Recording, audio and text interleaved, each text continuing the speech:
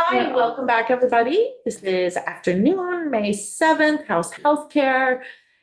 And we're gonna do sort of our last look at all the markup we've been doing on S-126. See if there's any changes we need to make at the last, I know I put out a last call. I don't remember when that was, a week ago. And then we're going to vote on this today. And then we'll be done for the day. Okay. All right. Good afternoon, Jen Carby from the Office of Legislative Counsel. And we'll put this new draft 3.1 up on the screen.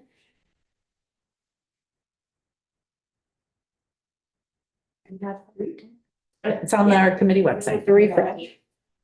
Thank you.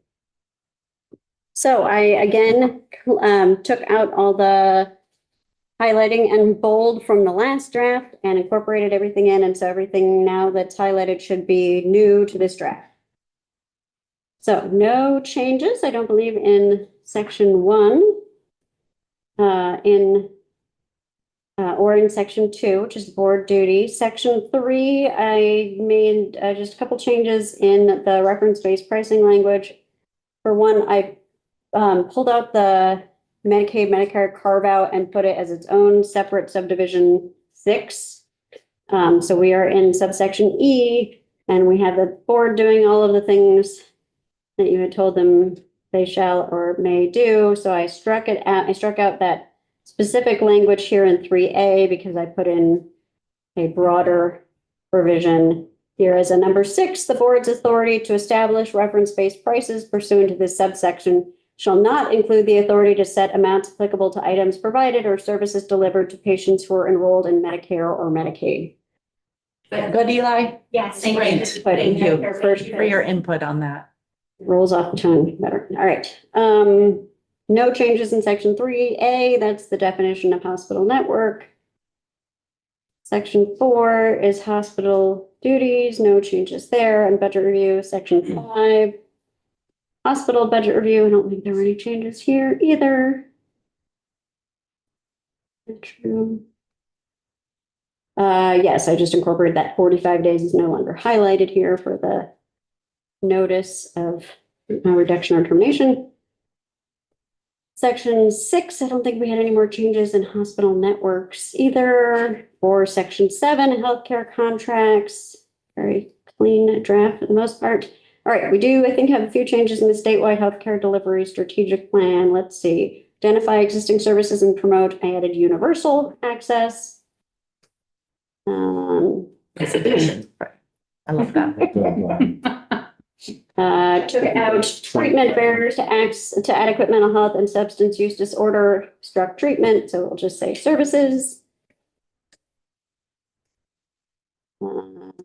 Fast you're going. You like it? Yeah. Because I can't keep up with you. There's not much to stop at yet. Page 21. This is going much faster than Monday. 9 is the Healthcare Delivery Advisory Committee. We had talked about adding somebody into it, so we have 19 members now. Who do we add? And you added a member of the Health I know, I'm Equity just kidding. Advisory Commission. I had them selected by the commission's chair. I put them in as subdivision D here and re-lettered everybody after. Great. Section 9A, Comprehensive Primary Healthcare Steering Committee. I think there were any other changes in here. Oh, section 10, Integration of Healthcare Data Report. No changes. We did, I understood, leave in the don't start implementing unless and until directed to do so. Section 11, no changes. This is the board sharing materials that gets pursuant to a subpoena or notice to produce with AHS or DFR as appropriate. Section 11A, this is the healthcare spending reductions piece. And I didn't make any changes. I don't know if there are changes. This is the piece that has AHS facilitating cooperation or collaboration, encouraging cooperation and candor. So we had conversation around this morning. Um, and I know that there are concerns among a number as that this is sort of a consumer protection. And that I think that our legislative council alleviated our fears about this. And I know I share Lori's sense of frustration that it feels as though people are not working together as cooperatively as they could, and that the system as a whole isn't working together. But in conversations, and I'm going to turn to Lori in particular because this is her language. In conversations with a number of people through the lunch hour, I'm going to suggest that we strike this, as my computer just went black, be just B1 or yes, B1. And 2, B1 and 2. I would think, because I kind of go together. Yeah, B1 and 2. 33.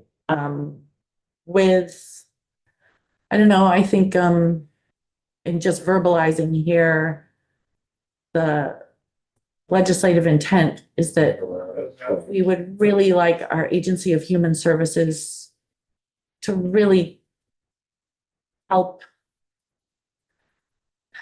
in the cooperation of all 14 hospitals working together for proposals for spending reductions. But for legal concerns that some other people have, I'm going to suggest we strike it. So Is with it page that, 32?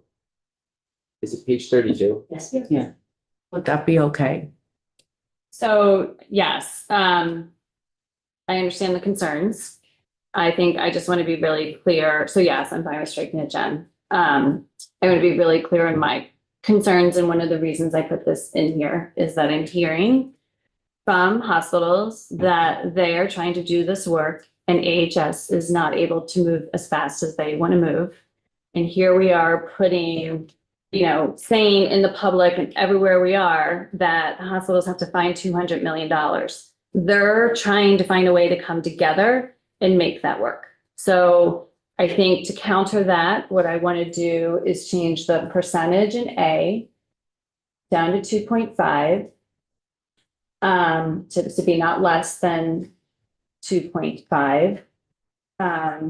And really encourage everyone to come to the table and move quickly so that Vermonters can pay less for their healthcare. And would that reduce the savings from 200 million to 100 million? And is 100 million the amount we have to figure out by next year? I remember that figure being out there. So the figure that was out there was approximately 200 million in order to bring down commercial rates to 5%. So it's just the number that's out there. I think the intent is we need to bring down healthcare hospital spending in order for Vermonters to pay less for their health insurance. At the same time, we need to make sure hospitals still have the capability to provide the care they need to provide to Vermonters to stay healthy. And so, this language, when I initially put it out, and I still agree with it, is a way, an attempt after a year of talking to people to try to get them all to come to the table and start taking action. It's kind of scary that we're aiming for a 5% increase as a good thing when it's so expensive already, And the thought of 20% is just catastrophic. So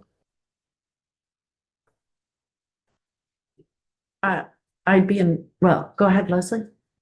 Well, I really appreciate this language and appreciate the tension between, what hospitals have to do and what insurers have to do. I'm concerned because when the Act 167 report came out, the hospitals were blasting against it in the media. So there was a concern of mine of non-participation, which is why I really supported this language in making sure that we supported Vermonters in moving forward. So I guess my question is, do we feel like we can sort of, can we depend on them to do the right thing? I guess is what I'm hoping to, So, we can. I mean, I'll just say from my standpoint, and before I moved into the new role I'm in, I spent a lot of time over the summer meeting with hospitals. And I, have said to Voz, like, yes, you all need to move. And I think they are. I mean, I think some of them came to the table when we had our joint hearing, which I thought was great. Like, they are trying to do the work. AHS needs to help them. It needs to be a system-wide look for us to do this right. So, yes, I think they are trying to do the right thing. So I feel better about that because for a long time, I felt they were adversaries rather than They were in the partners. beginning. And I'm looking And that for, report came we're out, looking yeah. for system-wide partners, and if this supports that, Mhm. then great. But I'm looking forward to that. Me too. Thank you. I share your, Can I ask AHS a question? yes. Do you feel like you need state action immunity language in order to be able to do the work that you need to do, even if it's not specifically allowing hospitals to be meeting together? Or do you feel like, It would be preferential. Our attorneys are somewhat split on whether it's absolutely needed. But it's certainly a strong preference. over there too, do you?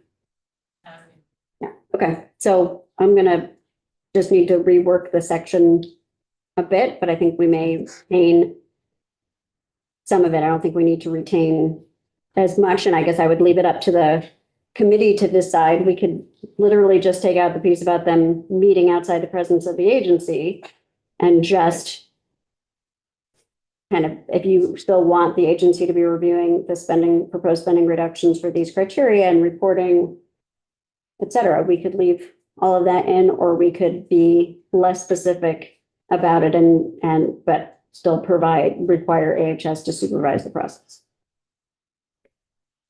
Okay, so essentially we'd make it so that AHS would have to be in the room.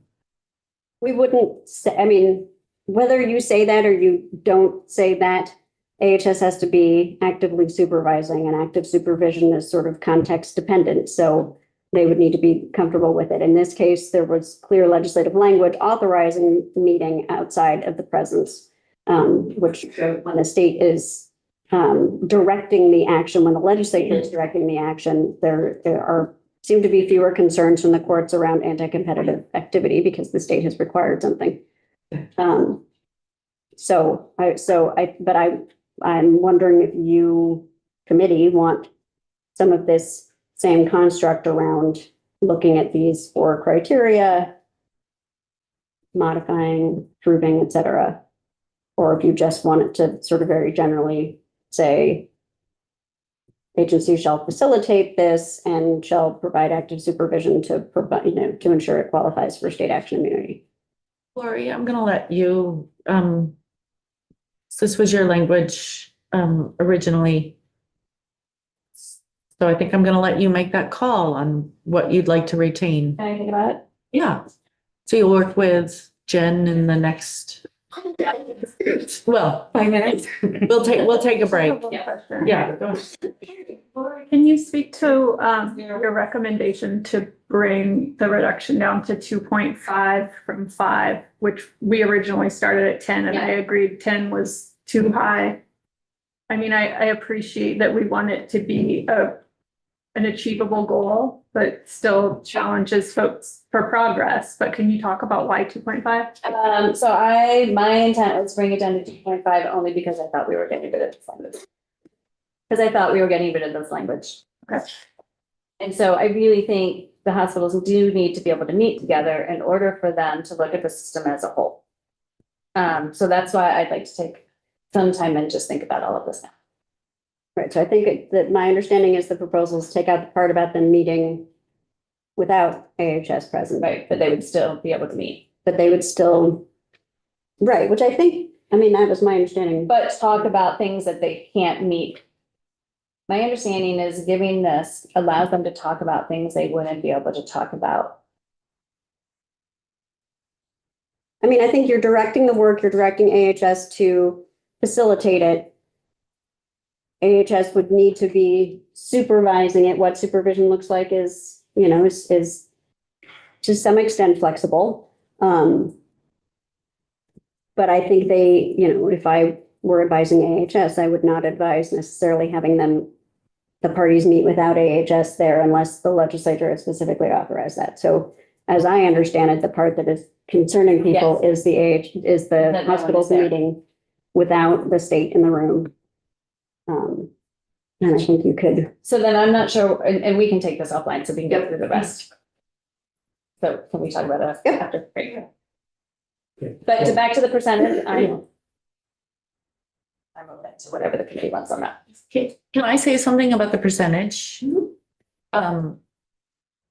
We're in this amendment that you have to the bill, although I'm not even calling it an amendment anymore, it's part of the bill. It's been incorporated. This section, all we're really doing is we're asking AHS to work in collaboration with hospitals to do 5%, 10%, 2.5%, whatever it ends up being. That doesn't preclude other ways to, we don't have to come up with the whole 200 or 300 or whatever million it is.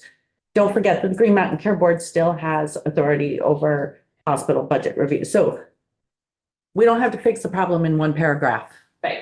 And the intent of this was not to fix the problem. The intent is to say that the legislature wants part of the problem fixed. And that you're part of the solution. Okay, all right, let's move on. all right, moving on. Oh, wait, I'm sorry, Copper. Go, I forgot. Are we okay to move on? Well, we're coming back to this. Okay. All right. I'm gonna, because I'm gonna go talk to Representative Houghton. Yeah. No, because there's gonna be some interaction. Right? You're gonna, yes, you are not, this is not the last you are going to see of section 11A. Thank you. Lori's thinking on it. We'll take a break, Okay. then we'll come back together. I'll think fast, Woody. Okay, I know you're fast. All right. let's keep going. 11B, I don't think has any changes since the last draft. 11C does, this is on the incentive money.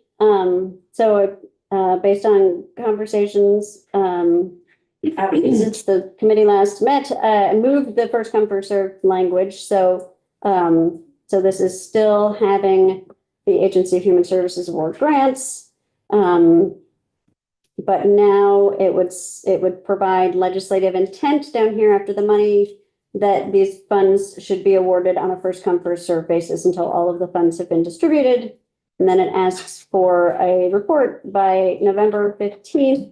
The Agency of Human Services would report to the Health Reform Oversight Committee and Joint Fiscal Committee regarding how much of that $2 million appropriated pursuant to subsection B was obligated as of November 1st and how much had already been dispersed to hospitals as of that date. So kind of a funding update.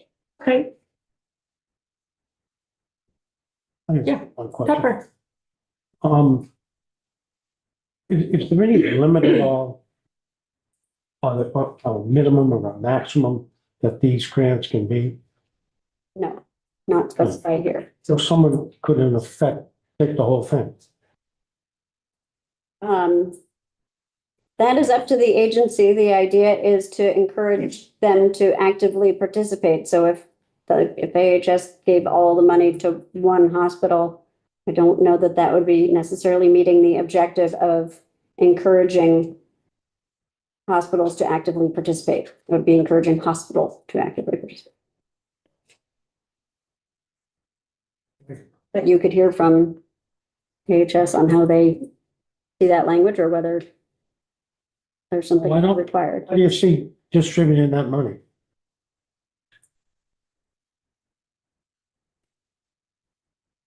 have not specifically thought on that. My concern was the first come, first serve, and I understand the need for urgency in disseminating the funds, but certainly if there's a proposal that would require $2 million but save $10 million, then that might be thought of differently compared to a proposal that would spend $2 million to save $2 million, but might improve access in this, and this way.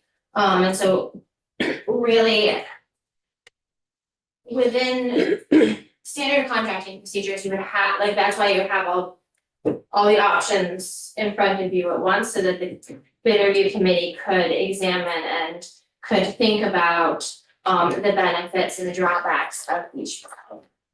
Okay, I'll tell you what my concern is. Two of the largest hospitals have great plans. It's gonna use up all that money. When we know some of the smaller hospitals, the ones that are having trouble right now. And I didn't hear anything to change that feeling on my mind. But then my concern there too is the first come, first serve, is what order did those proposals come in?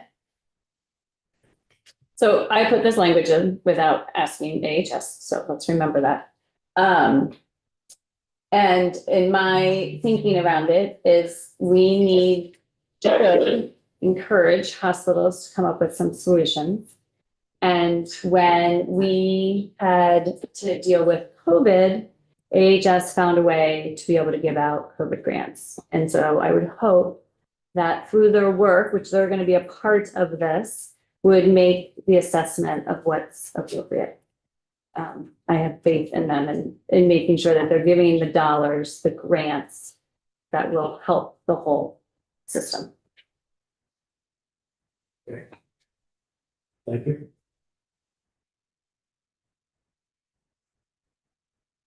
Okay, section 11D did not change, 12 did not change. I think it's your non-care board implementation report did not. Section 15 did. This was the AHS annual reporting, and there had been interest in putting that piece from the section that VPQHC had proposed for section 8 around an evaluation framework in here. So I tried to incorporate that into this section. So this would have by February 15th annually, the Agency of Human Services would provide an update to the legislature regarding, and I changed it to say all of the following: the status of the agency's efforts to develop, update, and implement the statewide healthcare delivery strategic plan, and then adding that language from that had been proposed for section 8. The agency shall adopt an evaluation framework using a results-based accountability approach to assess both the effectiveness of plan development and implementation and the plan's overall impact. The evaluation shall include identifying what was accomplished, how well it was executed, and the benefits to specific cohorts within Vermont's healthcare system. And then I added the agency shall include updated evaluation results annually as part of its report. Then we have the activities of the Healthcare Delivery Advisory Committee, and I just added a little bit about where that came from during the previous calendar year. And then I tried to kind of combine these into this who's better off. So the effects of the statewide healthcare delivery strategic plan, the efforts and activities of the Healthcare Delivery Advisory Committee, and other efforts and activities engaged in or directed by the agency on increasing access to care, improving the quality of care, and reducing the cost of care in Vermont. How people feel about how that landed in this section.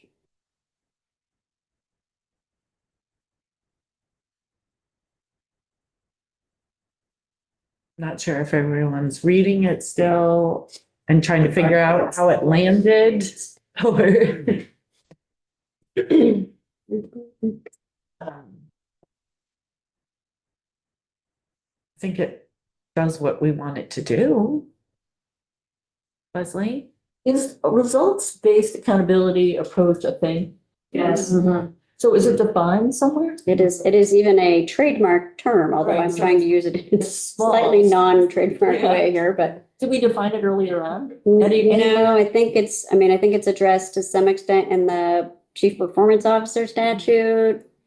What, Yeah. their government people recall, but yes, I had looked at it when it showed up in the recommendation. I tried to think about whether there was another way to say it that wasn't quite as jargony. Yeah.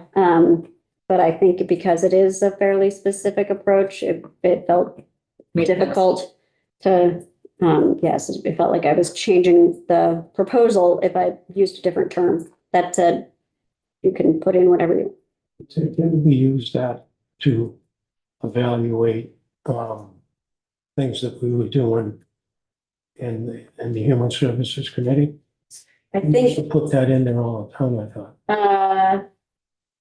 perhaps it is, I mean, I did find it in several places in statute, and I know it was there was a whole, I think, results-based accountability position at AHS or office. Okay. Sorry. It's not there anymore. Sorry, I'm looking at Monica like she can tell. So I don't know if this is, I mean, that was definitely very much on people's minds for a while. It's, Yeah. you hear it, I think I hear it, I hear it less now. Put it on. What? We had little cards that had it printed. There were some legislators, I think, who were sort of championing an effort to incorporate more of that into legislative work. Yeah, it may be worth, I have nothing against results-based accountability. It's well understood and well known and appreciated. And it might be that maybe it's the right framework for this work, maybe it's not. So perhaps if there's something that you could put in that's agnostic, might make a bit more sense so that we make sure we're using the right framework to actually support the intention of the language here. So you could say, adopt an evaluation framework to assess both and just leave out that using a results-based accountability approach. I would be fine with that if, Leslie. I would just be much more comfortable with that because it seems like it's too narrow and structured. So I thank you, Monica. Because it may be that we want to go broader and wider, and I think we're getting stuck there. Yes, can you scroll down so we can see the rest? Yeah, sorry. Yeah.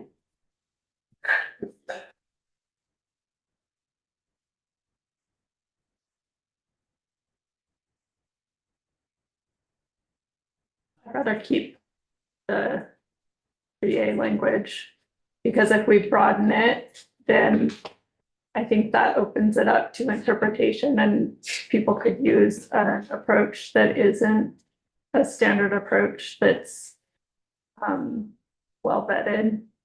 And I'd rather stick with something that is commonly used by our lead quality folks in the state, and that's aligned with other measurements that we're doing across the system. Could make it a such as if you're looking to. I was gonna suggest what about a such as. I don't want to pigeon them into one thing, and, we are saying, we are telling them that the evaluation that they use, what it has to evaluate. The effectiveness of the plan, the implementation, and the overall impact. What was accomplished, so. I'm thinking that it might be best to not limit them to one mechanism of looking at, but we could do a such as. I'm good with such as. Yeah, because that lets them do whatever they want.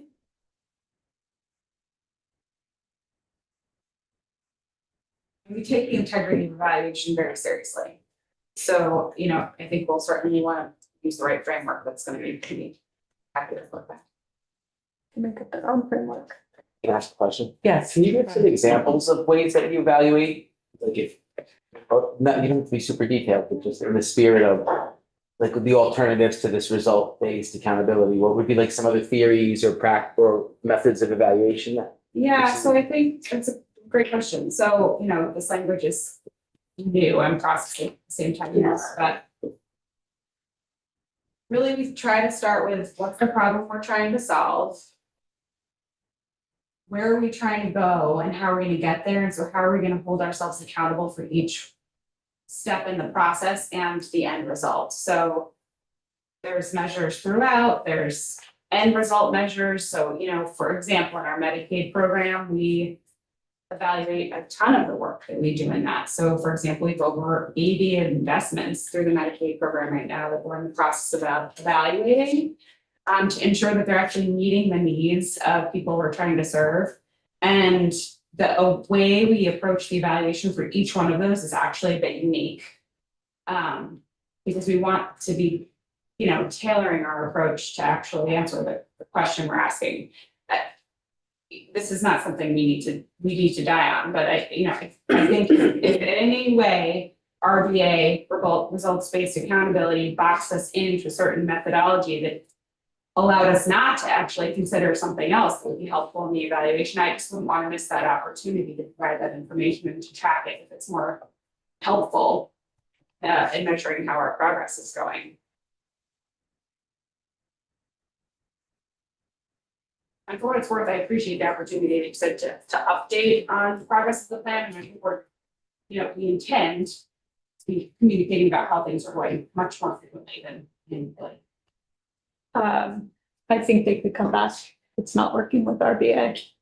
But I think we need, if we're going to be monitoring and evaluating this whole change, I think we need to use a system that a common language that many other stakeholders speak, and RBA is that language. I don't think we need to chance it with leaving this open to interpretation for AHS to use whatever framework they want and that works for them. I want a common language on this. I agree. Leslie? Don't agree. So, I don't know how it moves this, we need a conference committee. I agree with, Monica, I don't want to be boxed in. I don't want anybody to be boxed in. I'm happy with such as. I hear you that you want it this way, but I'm worried about being rigid. And we're working with consultants. They may bring in new stuff. I think we have to leave our options open. I think my concern about the response was that you described a process, but not a theory guiding a process. And I think if we're not using the same theoretical approach, then we're not speaking the same language when we get to the result. I was looking because like the governor did some kind of plan, and when I looked at his plan, the way that they're claiming to evaluate to me made no sense. And I don't know what theory they used, so that's why I am a little concerned about us not having a common language of how we evaluate, because then we're not gonna, I just think that we're not measuring things the same way. So then how do we determine if we're meeting the goal? That is a concern. I'm not saying I lean one way or the other, and if you have more to say about the theories or whatever that guide it, or perhaps we do something like you use results-based accountability in one other evaluation method of your choosing, and then Anyone in the committee have any strong feelings either way? Other Topper, what is your? Well, I was okay with it the way it was. If the rest, I'm willing to listen to the rest of the committee. We've heard from 1, 2. 3, 4. Me, Laurie, Brian, Leslie. Lori. I think we should allow AHS to develop the framework. And I say this because I feel like we've tried results-based accountability in the government for many years, and I'm not sure it's as effective as other newer potential methodology might be. You're in favor of leaving it in and saying, and others, I was fine with what it was before. Before it, that didn't Specifically say results. Oh, well, this whole provision is new. Yeah, okay. So there is no. What was before, unless it was the section as it was. So I would say, my opinion would be that they adopt an evaluation framework to assess both the effectiveness of plan development and implementation of the plans. have them, that's what that framework is. But I'll go with you. As long as there's a framework. You know, we had a discussion yesterday around ensuring that we're not putting in specifics. And I have to be honest with you, I don't know what results-based accountability is. I just thought it was 3 words strung together. I didn't realize it was a TM. I mean, this is not area in which I work in any way. And I do hear you, and I know, Daisy, that this is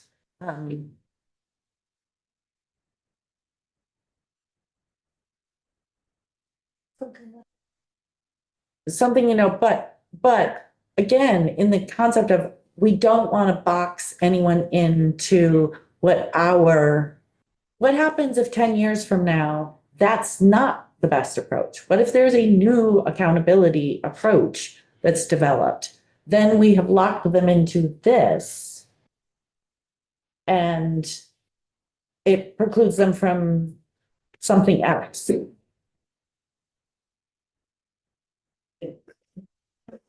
I will, you know, I'm honestly, to be honest with you, I think that in this room, we've been a little tough on our Agency of Human Services in the last couple of weeks.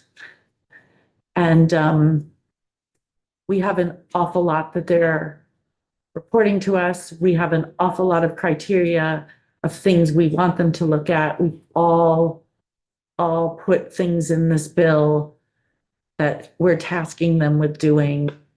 And maybe we should let our Agency of Human Services do the work we're tasking them to do in the best, most effective way that they feel they can. I guess that's my thoughts. Brian? Yeah, I just, on the Agency of Human Services Department of Mental Health website, they have a section called results-based accountability. And it's, as part of the Agency of Human Services Department of Mental Health uses results-based accountability framework to evaluate the performance of our programs and initiatives. It's a framework that helps, and it goes on. And then it has links to websites that explain how it all works. So it does seem to be something that is currently advertised as how we're holding ourselves accountable, at least on mental health. I didn't look further. We're still big proponents of RBA. It's just, it's not one size shoe fits all, right? So we want to make sure that usually we don't decide on the evaluation framework before we've really clearly articulated the work that we're doing. And so it could be a mismatch, and that could set us up for constantly trying to fit our work into the end result and what we're trying to measure versus going in the other direction, which is establishing an evaluation framework that's going to be supportive of actually demonstrating if we're making progress or not. We're huge proponents of RBA. Have been for years. Daisy, go ahead. So because of that point, Monica, this would add to that longitudinal data that we have. This are using RBA.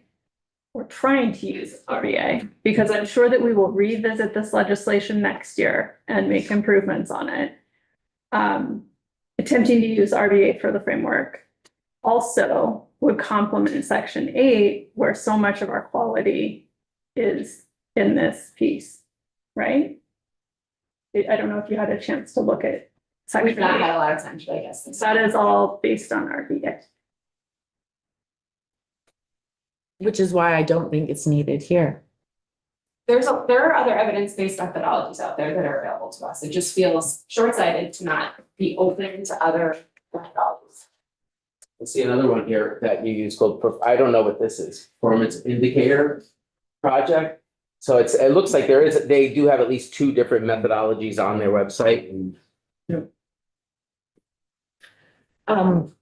You know, I think that Section 8, because it relies so heavy on a collaborative approach with VPQHC, that the report back from AHS, being informed by the work of VBQHC, that perhaps their language doesn't need to be exactly here.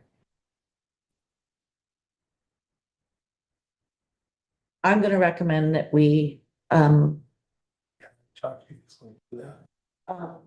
yeah, is this a sidebar?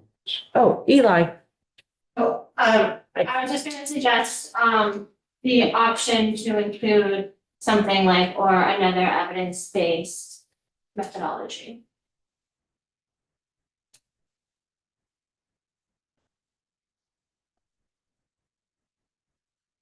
if more appropriate?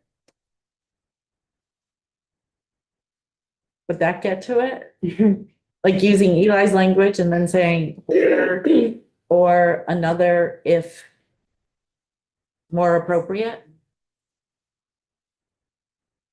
You'll write whatever Whatever. Leslie, We feel okay about adopt an evaluation framework based on whatever, based on, Evidence-based, on what? evidence. Evidence-based framework and leave it at that. I could put that. And that would include anything. And it may land to be on results-based accountability be the best one, but it may not. As we're hearing, there may be other evidence-based frameworks out there that we want access to.